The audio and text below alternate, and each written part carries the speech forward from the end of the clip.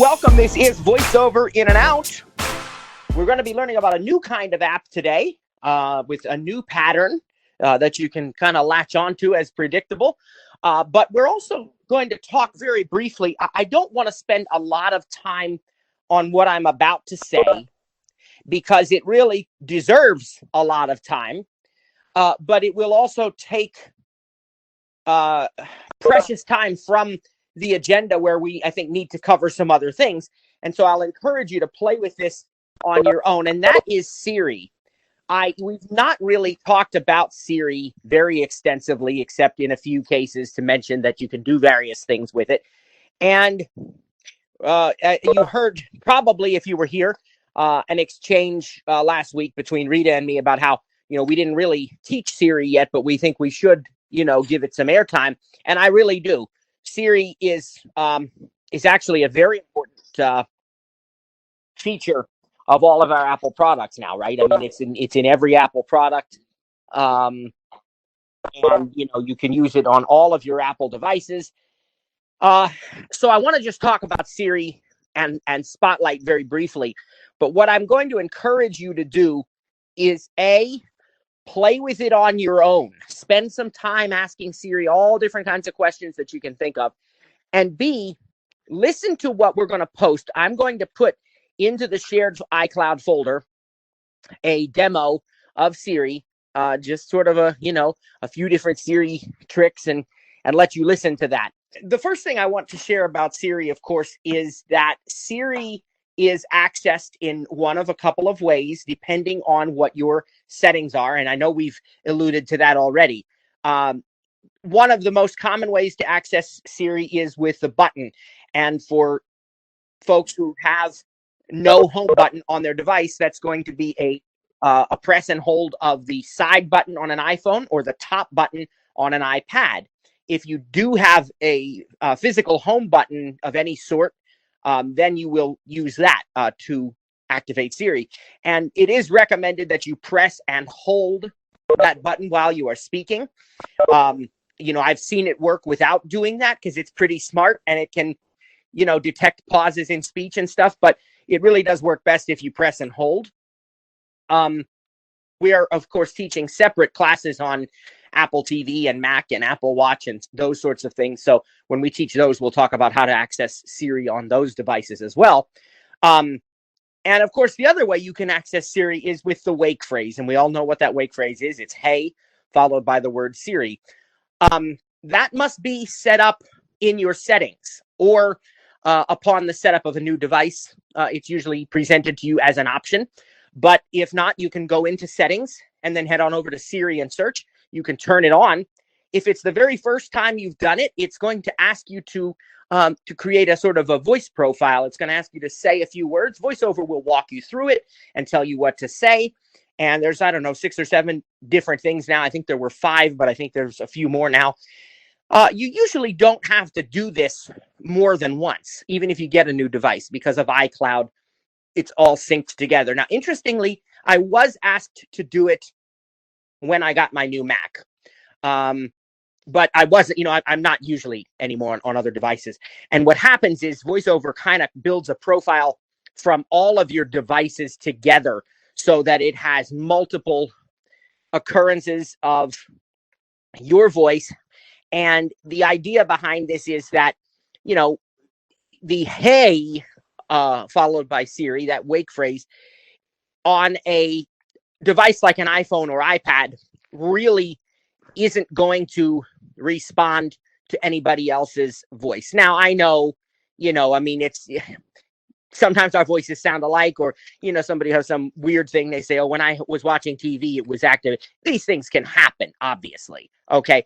There are always, exceptions and nobody's perfect, right? But I mean, in general, it's pretty much going to only respond to that phrase when you say it, because it's your device. Now, of course, a HomePod is a different story because that's a multiple user device. And so that's going to respond to whomever says it. But if you've set it up properly, it's going to know the voice of the person who says it so that it can give you your custom request. But again, that's another topic for another class. you say that phrase, or you hold down the button and you speak using natural language. So that's another reason we're not going to spend a ton of time on Siri today, because there's a million different things you can do, right? We never, ever get through everything that Siri is capable of doing. And it's important to understand that there are many ways of asking the same question. You know, if I want to set an alarm for 11 a.m. or 9 a.m. or whatever time, I can say, you know, set an alarm for 11 a.m. I could say, turn on my 11 a.m. alarm. I could say, wake me up at 11 a.m., right? Wake me up at 11 a.m. If I want to ask about the weather, I can say, what's the forecast for today? What's the weather like outside? I can even say, is it going to rain today? Will it be cold? Will I need an umbrella? It's very, very good at understanding natural language and the way you would speak it. And I think by now, 2021, almost 2022, most of us know this. Most of us understand we don't have to shout at our personal assistants or speak, you know, extra slowly, and just talk normally, like you're having a conversation with somebody. Try it out, you know, for yourself. That all depends on who you ask, because for some strange reason, as you know, I got multiple home pods in my house just like you do. But why is it when I say, hey, that phrase, that the home pod that is the furthest away is the one that always answers? I could be sitting right next to one, and the one in the living room would be the one that answers me. So that is, you know, an overview of how to use it. And I just want to comment on something else very quickly. Of all of the, and this is not really opinion, all right? This is fact. You know, everybody knows by now that I'm pretty biased in favor of Apple. I've always said if Apple made a toothpaste, I would buy it because I know it would be good. But there are actual facts out there based on empirical data. And one of those facts is that Siri is by far the most secure and the most privacy-focused personal assistant of any of them out there. And I think that's important that we understand that. And I'm not, you know, knocking the other companies, all right? We ourselves have an Echo Show because we like the screen. And, you know, I think there may still be an Echo Dot or two connected somewhere in the house because we used to use them for the kids until the HomePod Mini came out and we got those for them. So I'm not, you know, I'm not saying anything bad about the competition. We even have a Google Home still from probably 2000. And isn't that even more true now that Siri doesn't send your data or voice, or everything's done on screen per se, I guess, for lack of a better term? It's more true than it's ever been, because as Cliff said, in iOS 15, it's on device processing in many cases. Some things obviously still need an internet connection. A lot of things do, but a lot of your actual spoken requests are processed on the device. They're not even sent, you know, to other servers anywhere. And so that is one thing that makes it extremely secure. The other thing that makes it well, there's a lot of things, but the other thing we're going to talk about that makes it extremely secure is that it anonymizes the voice requests, you know. So a lot of the assistants out there, you can actually go back and read your entire transcripts of conversations with those assistants. That is not so with Apple, because they anonymize all of that stuff. They do share it with engineers if you allow them to. You can choose that when you're setting up your device. And again, from Siri settings, you can change it later, or you can even delete the history that's shared if you don't want to share something. But it is shared anonymously. It is not attached to you. And the only reason that engineers have it, if they choose to look at it, is to continue to improve Siri, right? So it's very important to understand just how secure and how privacy focused Siri really is. There's no account linking with Siri. You know, in the early days of the HomePod, there was some criticism, you know, from the real diehard, you know, Amazon Echo fans or Google Home fans who would say, well, you know, I can't link my Applebee's account to my HomePod, so it's not as good, they would say.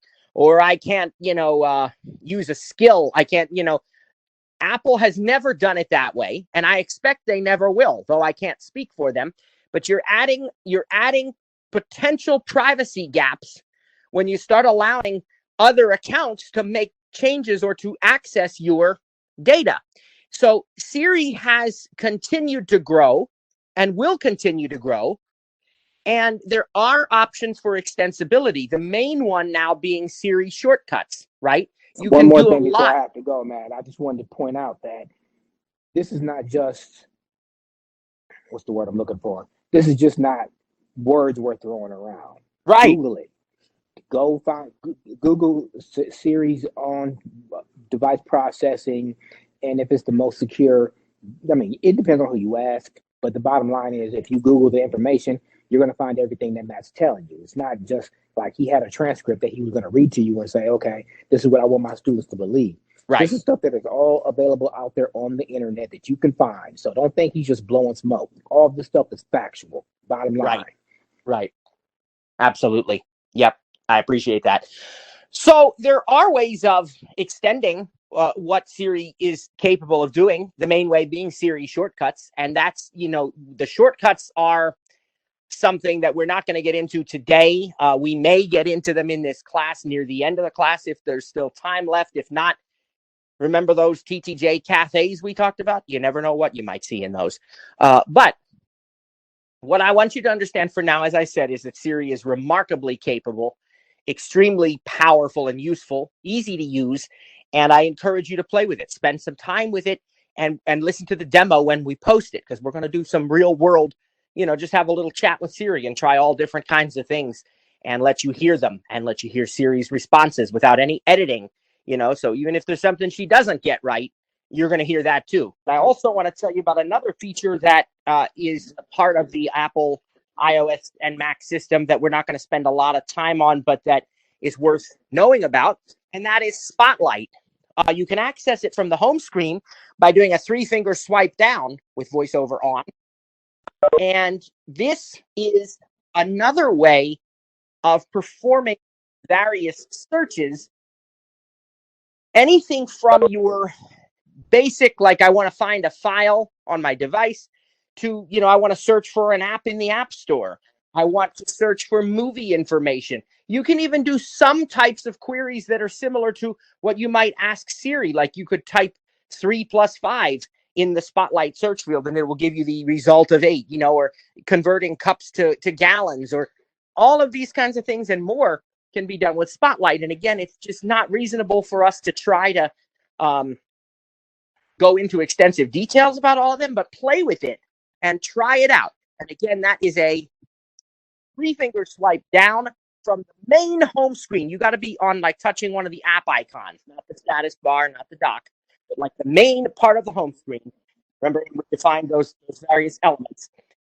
And you get a 3-finger swipe down and you'll get Spotlight. So this is for our slightly more advanced users, probably not necessarily for a brand new user, okay? But we try to offer something for everybody here. And I just was thinking, a lot of people say, oh, I wish I had a text editor on my iPad or iPhone, like the text edit app on the Mac, or like, WordPad or something. And I wish that, I could open TXT files, because we did a lot of these documents that we're sharing. Rita just did them in that TXT so that they were plain, simple, easy. You didn't have to worry about it. It would just double tap and you could start reading. A lot of people say, well, I can't, edit text like that on my iPad because Pages doesn't open TXTs. And well, there actually is a very simple way to do it. Now, yes, it's correct that natively an iPhone and an iPad doesn't have a text edit app that per se says, open your text document, and then you open it and it's right there like a page. Okay, no, that doesn't exist. But there's something that's so easy that I can't believe I've missed it all this time. If you just double tap on that thing to open it and then choose share and choose copy, it copies the entire text of that document to the clipboard, and you can just create a new note or a new Pages document or whatever you're comfortable working in and just paste it in there. And it's as simple as that. And I don't know why I never thought of that. But I mean, realistically, if you want to be able, not that you need to edit these things because there's no reason to, but if you want to be able to, store them on your own system, even when we remove the iCloud Drive access next year, or, whatever the case may be. And the reason we're going to, just for those who wonder why I said that, because every year we update it. So there'll be a new class next year, new iCloud Drive folders. We're not going to, technology's ever changing. So we're not going to, keep old stuff up there. But, some people still want it.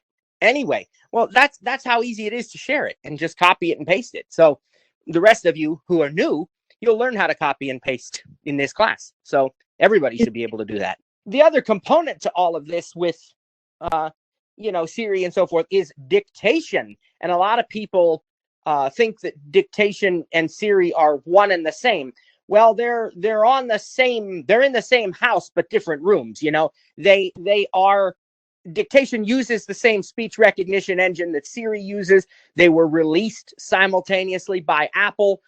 They function in much the same way, but they are different to some respect. You can dictate with Siri. You could say, send a message to my mom, and she'll say, what do you want to say? And you can say, what time are we meeting for lunch? ? You can do that sort of thing with Siri, but you can also use just plain old dictation anytime you're in an edit field, anytime at all. Messages that we're going to talk about today, notes, Apple Pages, even a third-party app like Microsoft Word. Why would anyone want to use that when they have Pages? But it's there, in the App Store. And any place that you have an edit field, except maybe a password, those kind of entry fields, you're not. But normally, you will always have a microphone icon. The VoiceOver says dictate down there at the bottom of the screen to the right of your below the space bar, to the right of your bottom right, where it says to the right of where, like if you wanted to do it by swiping, you find the numbers icon that we talked about on Wednesday of last week, and then you swipe right, you'll find dictation, emoji. But there's another way. You can also use that magic tap. As long as the focus of your VoiceOver cursor happens to be on the keyboard, the on-screen keyboard, that is, in an edit field, a 2-finger double tap will start and, perhaps more importantly, stop dictation. Okay? And if you find that, I've heard it said, well, I tried that when I was in an edit field and I got music that started to play. It's because your focus wasn't actually on the on-screen keyboard, even if you may have been in an edit field. So make sure you have the focus there. You can just tap on the return key at the bottom right or something, and you can do your 2-finger double tap to start dictation. When you dictate, you're going to, again, use just a natural conversational speaking. You don't have to say hello, period, my name. You just talk naturally. Hello, period. How are you, Mom? ? What time are we meeting for lunch ? Simple as that. Okay. And you notice I'm putting in the punctuations. You can say exclamation mark, ? Period, comma. You could say new line. There are other things you can do. Again, I'm not going to go through all of them. There's even a few emojis that are supported by saying them. It doesn't actually put the real emoji in there, but like if you say smiley, it puts the right parentheses with the colon in such a way that it looks like a smile, So there are even those kinds of things that you can do. Make sure, here's the real big thing. Make sure that you read back what you have dictated. And that's not just for dictation. That's for typing. In this class, we are going to teach you how to edit, okay? We are going to teach you how to actually use your device for true editing, even advanced editing and formatting. We're going to teach you that stuff because, there's a degree of professionalism. Now, it's one thing if you are texting your mom or, another family member or friend or, what have you, and it's, a personal conversation. They're likely to be more forgiving than, in a professional environment. Maybe. I don't know. If I spelled something wrong, I think my mom would tell me anyway.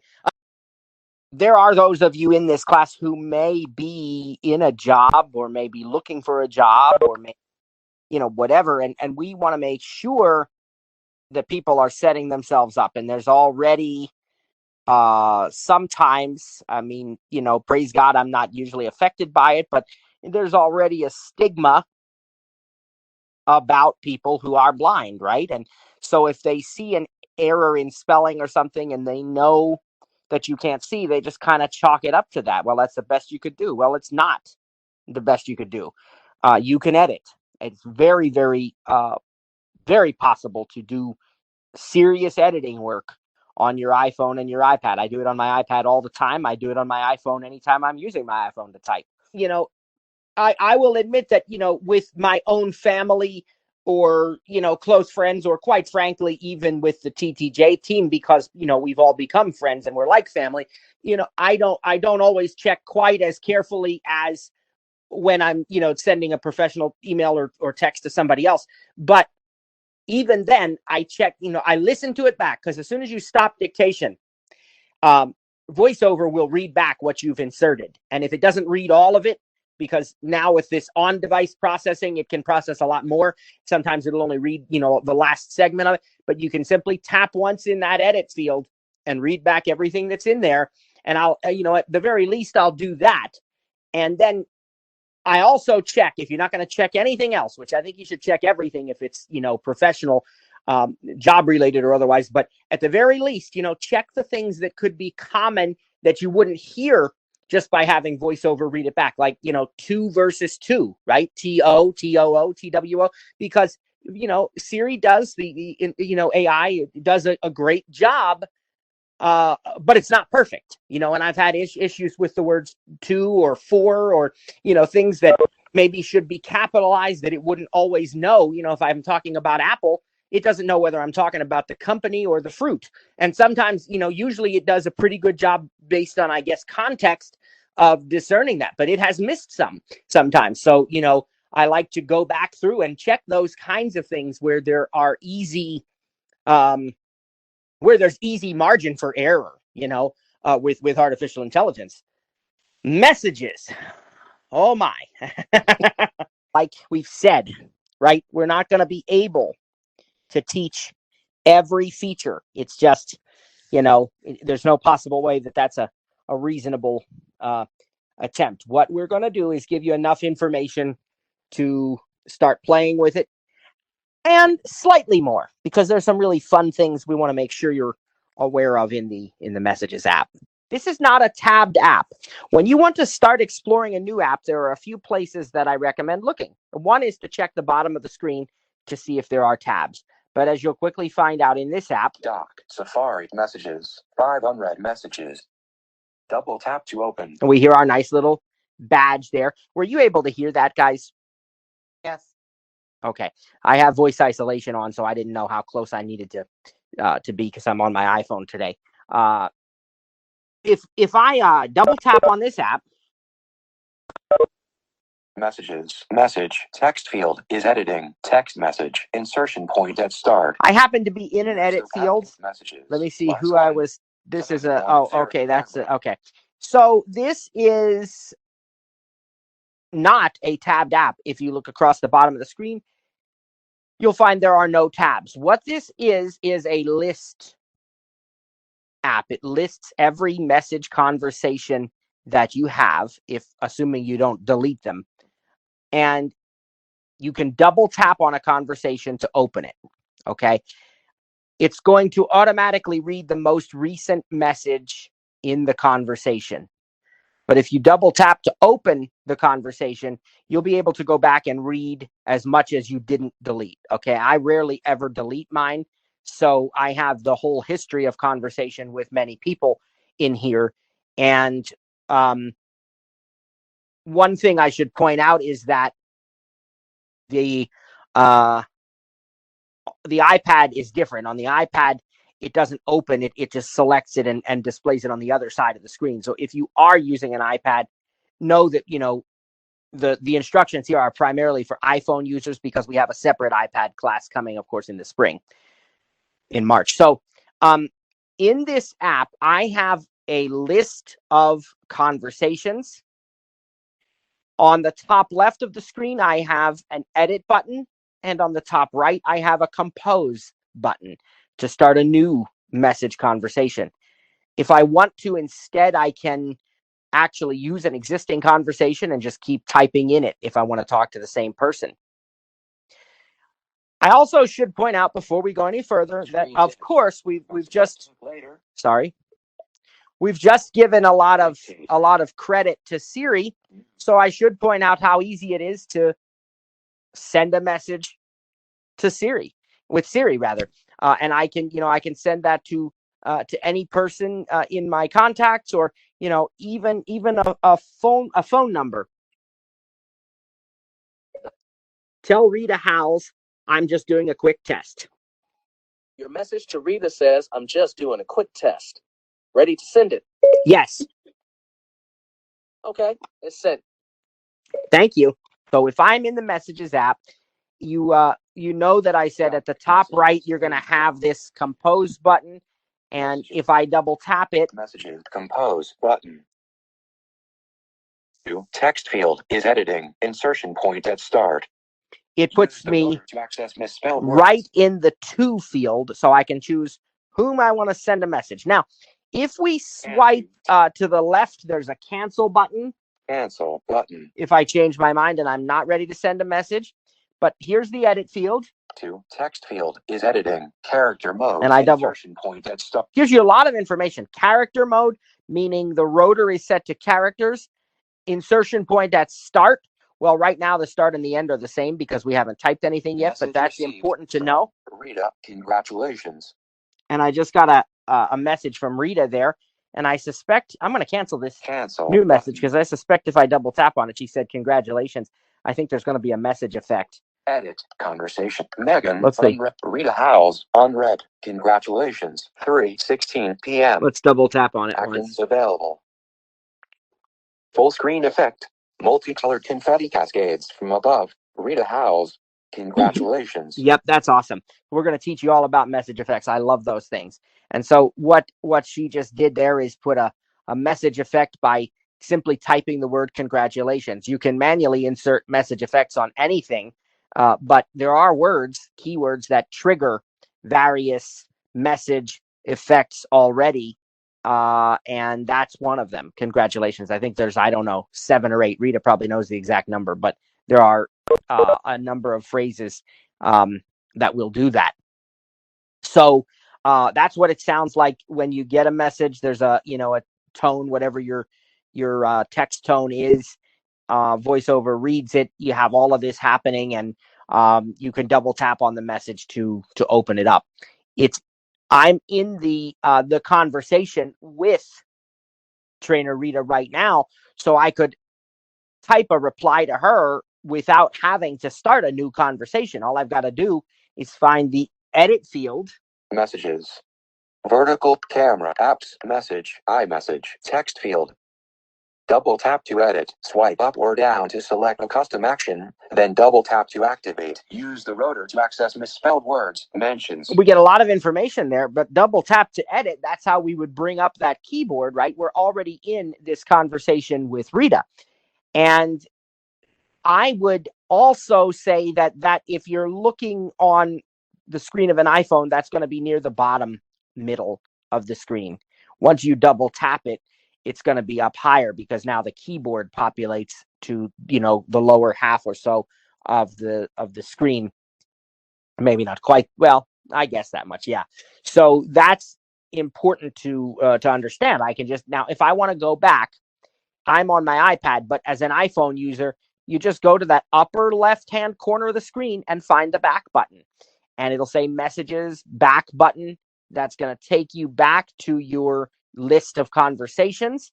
And that's how you get out of a particular conversation. Remember, we said predictable patterns. We've already talked about the fact that oftentimes there is a back button in the upper left-hand corner of the screen. So I know that to be true here. I can't show you that because it's different on an iPad, but that would be the case if I were on my phone. There would be a back button at the upper left that would take me back to the conversation list.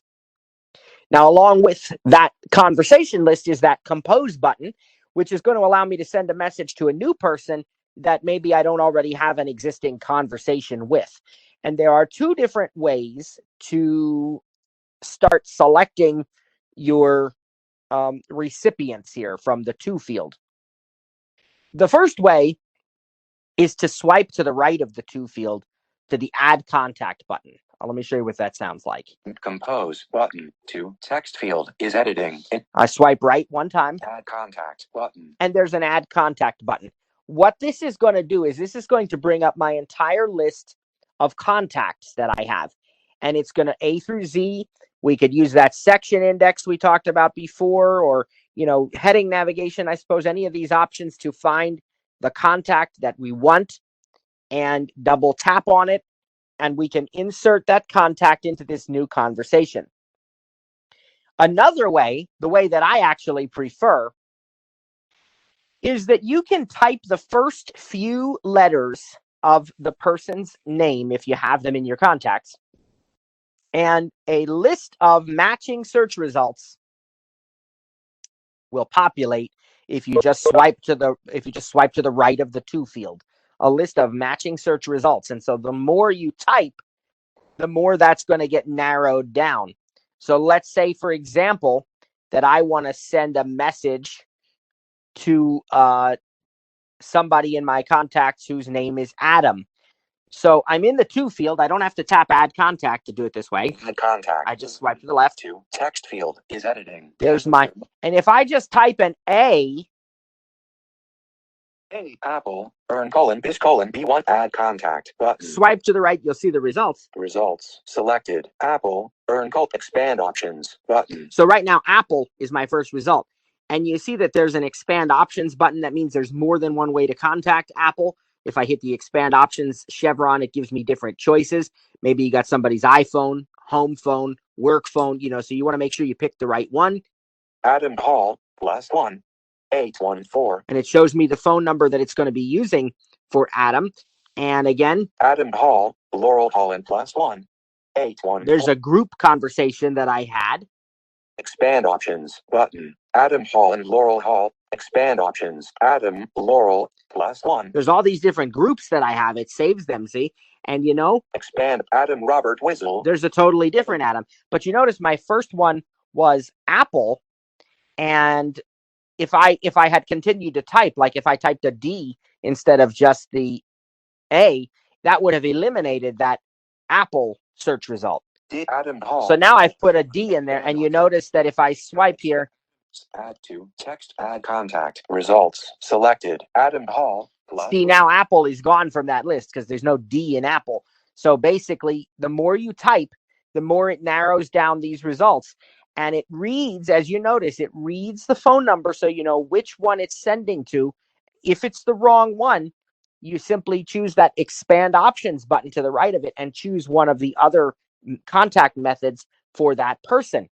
And so this is my favorite way to insert names into the to field, because it also works with not just your contacts, but with Siri results. Maybe somebody has contacted me before and I didn't save them to my contacts, but Siri knows that they've emailed me or texted me, and there's a phone number there for them. So I can use a phone number or an iMessage email address, which we'll talk about in a few minutes. So there's two ways to do that.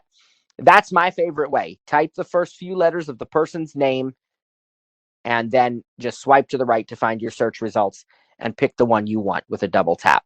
If you happen to choose the compose option and you type the name of somebody with whom you already have an existing conversation that you never deleted before, it's going to bring that conversation up. So then you really need to make sure you're closer to the bottom of the screen, because what will happen is the existing conversation will be there, because you didn't delete it, and it knows that. So it's going to bring that conversation up so you can continue to, just append to it. So that is how you deal with the to field. You can then move over to the message edit field. Double tap to edit. Use all right. Rotor to access. There are. If I swipe to the left here, apps button, camera button. You have the apps button with the camera and attach it to this conversation. And the camera button, which says take a picture with the camera and attach it to this conversation. So we're going to talk about those a little bit later, because people may want to do that. And we have iMessage apps, which we'll talk about a little bit later. But right now, we're just looking at sending a basic message here. So if we swipe to the right again. Apps button, message, iMessage, text field. Double tap to edit. Use the rotor. And I just paused the speech there. That is your edit field. When we double tap in it, we will have the keyboard. We will have the ability to type a message. If you are using iMessage, and that's something I'm going to explain again in just a moment, to the right of your empty message edit field that you have not typed anything in, you're going to find audio button. Double tap and hold to record audio. Lift your finger to stop recording. So if I want to send an audio message to somebody, I can do that as well. Make sure that your edit field is empty and swipe right. You will find record audio, and you can do just what it says. You can double tap and hold the record button, speak whatever it is that you want to record, and then lift your finger. And I don't know what the time limit is on those. I forget, quite honestly, but I do believe there is one. And that will send, you can then send that audio recording. We'll give you an example of that here in a little bit. Now here, Message, iMessage, text field. back to the left, is our edit field we've been talking about. If I double tap that. Message, text field is editing, iMessage, insertion point at start. So now I'm inside it. It says is editing. And so I can start typing. We've described the basics of typing already, where you simply tap on the letter to bring focus to it and then double tap to insert it. Later, we're going to learn how to use other typing methods. But right now on my iPad here, I actually have Cap J, Cap J, Cap G. I can type anything I want to type if I actually double tap on any of these letters. India. And once we do, we type something in here. Here's the word hello. Cap H. Cap H E E L L L O O. Period. Period. Hello. And I even put a period.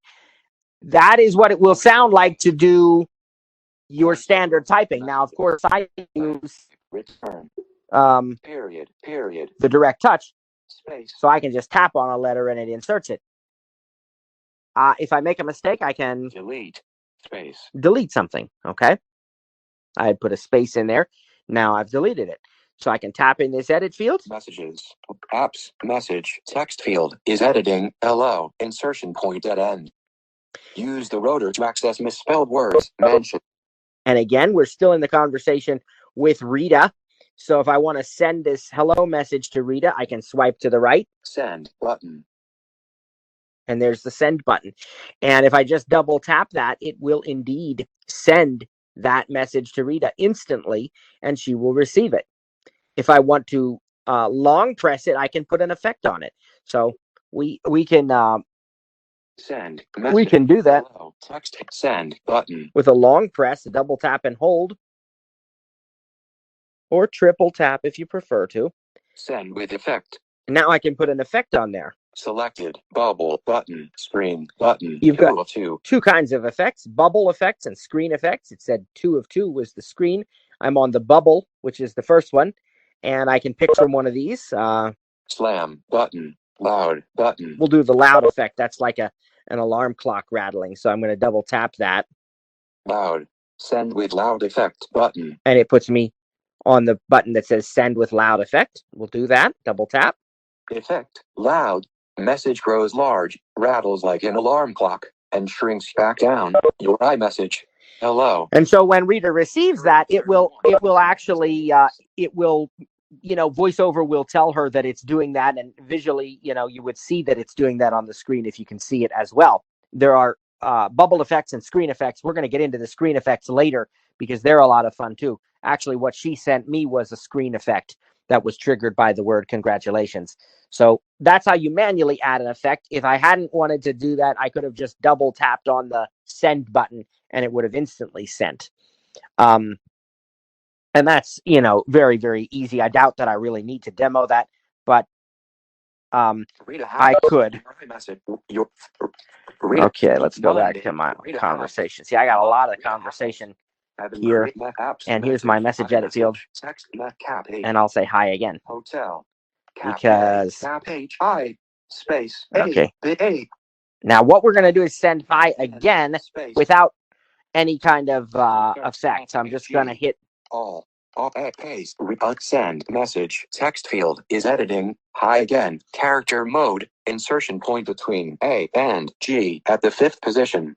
I just read that Use back. the rotor track. And it tells me where my voiceover Message cursor received. is. There's a Rita. Another screen effect that is really cool. Yeah, absolutely. And you know, it didn't make a message sound because I'm already in the message conversation. If I were not, you know, I would have heard my text tone as well, but I'm already in it. There's a little sound that goes with it when you're in it, but it's very quiet and I don't know. But here we go. If I Send button. just double tap on send, it's not going to do an effect. It's just going to instantly send. Search. And we'll just demonstrate that for you because I Work app send button. Send message.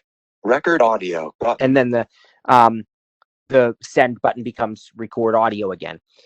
Very, very simple so far. What we've done is just send a basic message that we want to, you know, be able to do so that you can get started with a meaningful experience in the Messages app. But boy, there's so much more. Now, the first thing I want to do before we go any further is I want to really take a moment, because this is so important. I want to take a moment to explain the difference in the types of messages that can be sent using the Messages app. The term iMessage is something that is frequently used by Apple users, and we talk about it a lot. We tell you that you can send an iMessage to, whatever. And people say, well, what does that mean? How is that different from a regular message? So I want to explain these different kinds of messages. Part of the document that we're going to post on the Messages app.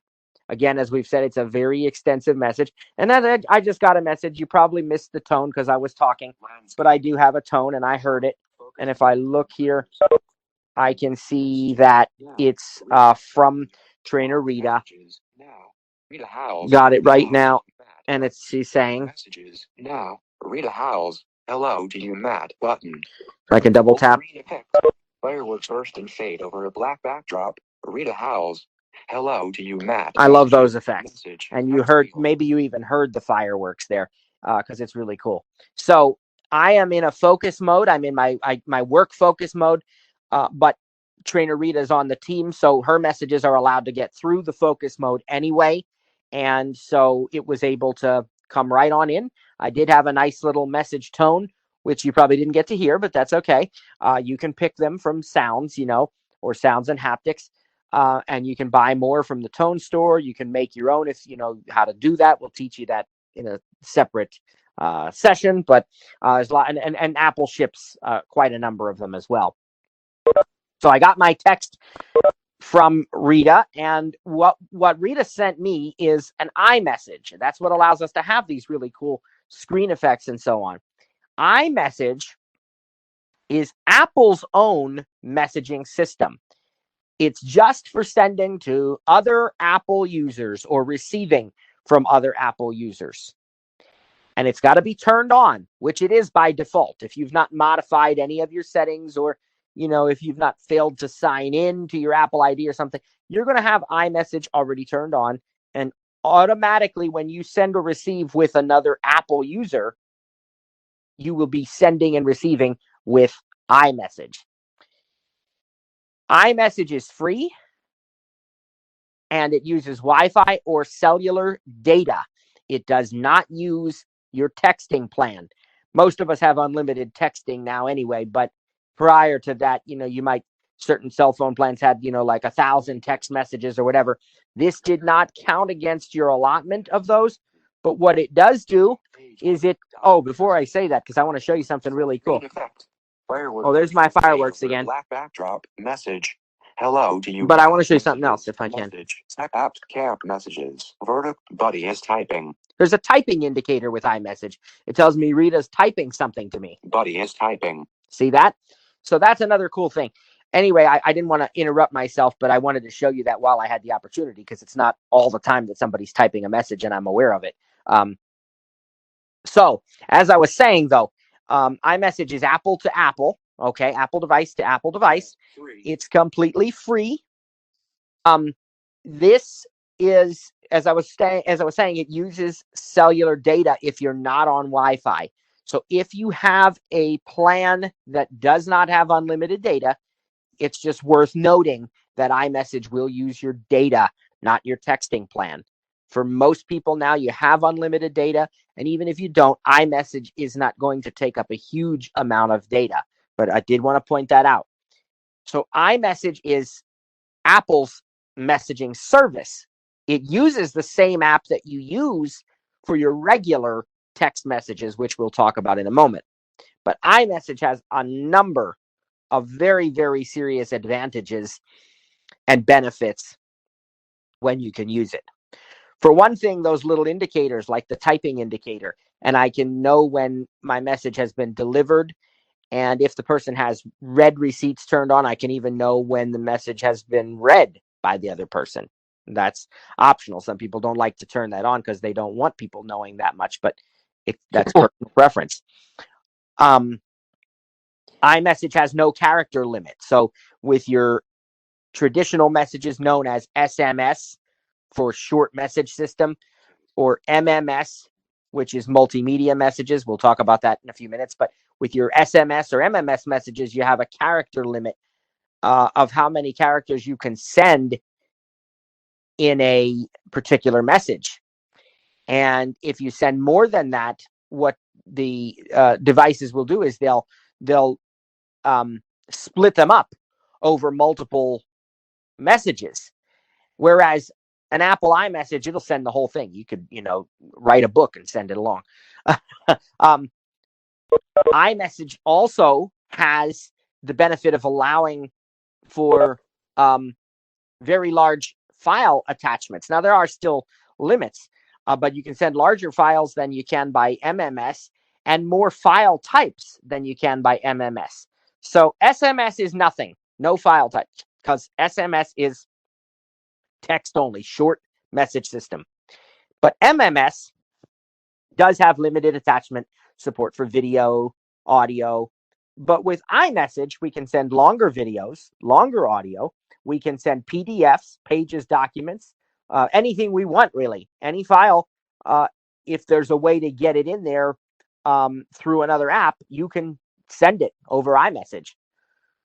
iMessage has the ability to allow you to record those audio messages that I pointed out where it says record audio. We talked about that a few minutes ago. That's an iMessage only feature. If you get into a message where you see no audio record button, it just says send even when the message edit field is empty, it means you're sending to a non-Apple user, or maybe it's an Apple user who doesn't have iMessage turned on. But basically, it's, odds are it's probably not an Apple user then. That's an Apple feature. So too are the message effects that we just demonstrated a few times. The ability to send them automatically with trigger words or by manually long pressing the send button once we've typed a message in there. And we can choose bubble effects and screen effects. We will demonstrate them more, probably on Monday. Probably on Wednesday, of this week, but we will. Let's see. Both kinds, MMS and iMessage, will support pictures, so you definitely can send those. And we're going to show you how to do that. With iMessage, there's a whole host of what's known as iMessage apps. Some of them are built in, like your Photos app, which allows you to find photos from your library and videos from your library and send those. Those should work for anybody. But then Apple Pay, I can send and receive money with family and friends and so forth right in an iMessage. One called Digital Touch, which allows me to send I can draw and I can send those drawings right along, or I can do what's called a heart, like I can press and hold two fingers on the display to send my heartbeat, and it actually shows that to the other person. There's different types of gestures for those things. We'll get more into that later. I'm just giving you an overview right now. Some other apps, there are a lot of apps that have messaging apps with iMessage, right? The music app, I might be able to send the song that I'm listening to somebody using the music iMessage app. And, with iMessage, I can send stickers to people which have different little pictures, little GIFs, little emojis on them, those kinds of things. I can send stickers. Speaking of emojis, in iMessage, you can, if your device supports it, which is the iPad Pro and the iPhone 10 and above, you can send what's known as Animoji. Animoji is a wealth of little characters. There's a chicken, a robot, a koala, a dog, a cat, a bear. There's so many of these now. But you can put your own face, including your facial expression. It knows what your eyes are doing, your lips, your tongue. It pays attention to this. It tracks it, and you can send it to somebody. So it's like your facial expression on this animated creature. And there's even a feature called Memoji, which allows you to create your own character with your own face, and you can customize many, many things. You can customize the hair color, the skin color, the eye color. You can customize whether the person has a beard or whether they have piercings and earrings. And I think you can probably, I don't remember for sure, but I think you can even do like lipstick and makeup and stuff like that. And just so much, headwear. And now even some accessibility things like people that have oxygen, need of, an oxygen or a mask, and glasses. And you can put this on your Memoji character. And then again, it will track your facial expression and include that in the message. And so when you send these, one of two things can happen. It can be sent as a sticker with like an animated GIF that shows your facial expression, or you can even create a short video of yourself with audio included and send these to people, and they can send them to you. And again, this is iMessage only, Apple to Apple. Okay. How do I know, or how do I determine which way I'm sending, whether I'm sending with iMessage or SMS or whatever? Well, the good news is you don't have to. That's determined automatically for you. When you pick an existing conversation or create a new conversation, once you've inserted the contact's name, it knows. If it's an Apple device with iMessage enabled, that's how it's going to send. Go ahead. Just to kind of reemphasize terminology, for the types of text messages, there's SMS, and I think of SMS as like, okay, these are non-Apple people, Right, like right. Android. So short message, kind of thing, SMS. Okay. Then there's MMS, which is multimedia, and then there's IMS, which is the best, which is Apple. Okay. Right. So it's MMS, but anyway, so 3 different terminologies. Okay. And for sighted, if someone's not using VoiceOver and they're looking at their screen, there's different colors. So Yes. like an SMS is blue. I think the SMS, that was actually the next thing I was going to talk about. I think the SMS is green and the iMessage bubble is blue in color when you receive them. Yep. One of the reasons that I think it's so important to know these terms is because it's just as important to know why something's not happening. One of the neat things you can do with the Messages app is create group conversations. And we have one for our family, my wife and kids and myself. I also have one with just the kids and myself, because I created that when the kids were staying home for school last year and my wife was back in the classroom, and I didn't want to, she normally has her phone put away somewhere, but I didn't want to make her phone go off. She has me an emergency bypass, so the do not disturb, wouldn't have worked. It would have come through anyway. So, I made a conversation with just the kids, a group. And it's also useful if we want to, buy a present for mom, and I, just text the kids directly. Anyway, so we have those, a family chat and a kids chat. And then we at the TTJ team, we have an instructor chat that we use, and you can even create more than one group conversation with the same group. Maybe when we do our tech summit that we have every summer the last two, which have been virtual, the next one, which we're planning to have in person. Those planning sessions, we put the planning in a different conversation for just the tech summit. So how do we know? Well, you can give names to these conversations. You can name your group conversations. And one of the most common questions I get from people is, I created a group conversation and I cannot name it. It's just not an option. It's not available to me. What am I doing wrong? The answer to that question is the old cliche, we're only as strong as our weakest link. If you have even one non-iMessage user, and of course I'm joking about the weak link, the person may be fantastic, but I just had to get that little dig in there about Android. I'm kidding. But if you have even one non-iMessage person in the conversation, you will lose the vast majority of, or really all of, your iMessage specific features, including the ability to name group conversations. So again, you were wondering, well, why is there not a record audio button? Why can I not do Animoji? Why is it? And by the way, if you send an Animoji to a non-Apple user, they will get it, but it just becomes like a static video. It just attaches as a video clip or something. So you wonder why these things are different. That's why it's so beneficial to know what that means when somebody says it's iMessage versus, or why is the color of my message bubble blue or green instead of blue? All of these kinds of things, that's really useful to know. There are rotor actions to just about everything in the Messages app.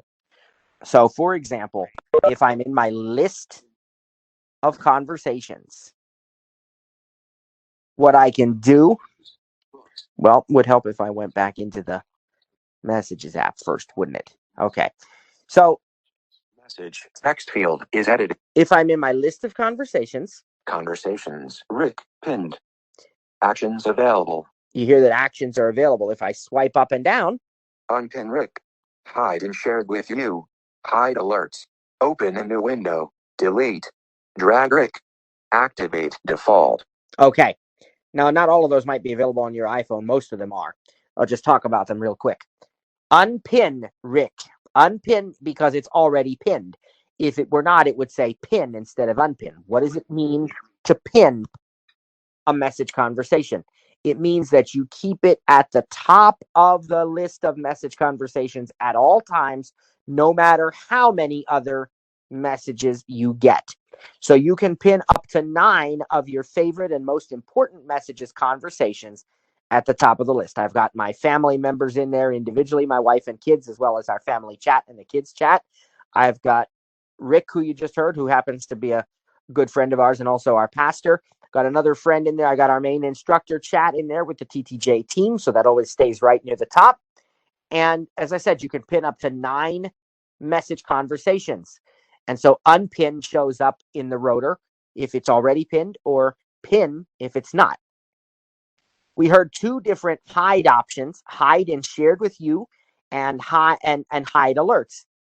Hide alerts, if you double tap on that, means that when that person texts me, I'm not going to get my message tone. I'm not going to get a notification. The message will still come through, but I'm going to have to go into the app to find it.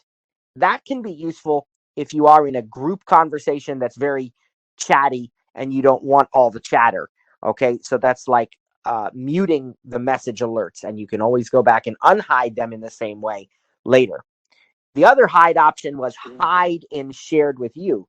What this is about, for those who are familiar with iOS 15, we did a section on it in our training tutorial series that you can purchase. Shared with you allows people, when they send you like a news article and they say, you ought to check this out, or a website, or a TV show, or something like that, a photo. Shared with you is its own section within the news app, the Safari app, the TV app, the Photos app, several different apps. And shared with you collects, aggregates all of the stuff that people have shared with you. That way, you don't have to go back to your message conversation and say, where was that link? I know that somebody sent me a link, about the new MacBook Pro. I don't remember. Was it Rita? Was it Cliff? What day did they send it? I got to go look through all my conversations. So I can do gallery view. That helps a lot because gallery view shows me everything that I've been sent. But still, I don't know. I mean, just, I'm having trouble here. Well, now I don't have to. If Cliff sends me a website on the new MacBook Pro, I can open up Safari. I can go down to the shared with you section and I can find exactly what's been shared with me and who shared it. And so hide in shared with you turns that off for individual conversations if for some reason you don't want something that somebody shared to show up in the shared with you section of different apps. You also heard delete, which of course deletes the conversation. If you have iCloud messages turned on, it deletes it from all of your devices. And the other things you heard were, that's the main stuff. That's the main stuff I want to talk about right now. Now, within a message conversation, when you're inside of a conversation, you also have rotor actions. Vertical Rita Howells. Unmute read 3:31 p.m. See, it tells me when. Rita Howells. Hello to you, Matt. 3:34 All right, p.m. I can swipe up and down on this. React. I can react with a tap back. It gives me the option to send a thumbs up, to send a heart, to send like a laughing emoji, those kinds of things. There are different tap backs, as they call them. So all you do is find react and double tap. It's in the rotor. Reply. Reply. This is great in a group conversation. You got 5 messages from the group in a past hour. You want to reply to the third one, and you want people to know you're replying to that. You can simply use this reply option and do inline replies. You can also use hashtags to mention people in a message conversation, a group message. And then when they mute the conversation, they'll get only the alerts that apply to them that you've, tagged them. Copy. You can copy not the conversation, but the message, specifically that message that I just read. Hello to you. She said, I can copy that message to the clipboard. Translate. I can translate it if it's not in English, or if it is, I can translate it to another language. More. And there's even more options under there, like forwarding your message or deleting individual messages without deleting the whole conversation. Drag. Activate. And I can drag it or I can activate it. As you can see, these rotor actions are very useful, and we have lots of them. So check them out. Different actions on a conversation versus on an individual message within a conversation. God bless you, everybody. Thanks so much. Instructors, I'll be in touch in about 10 minutes or so, and we'll do a quick call. Take care, everyone.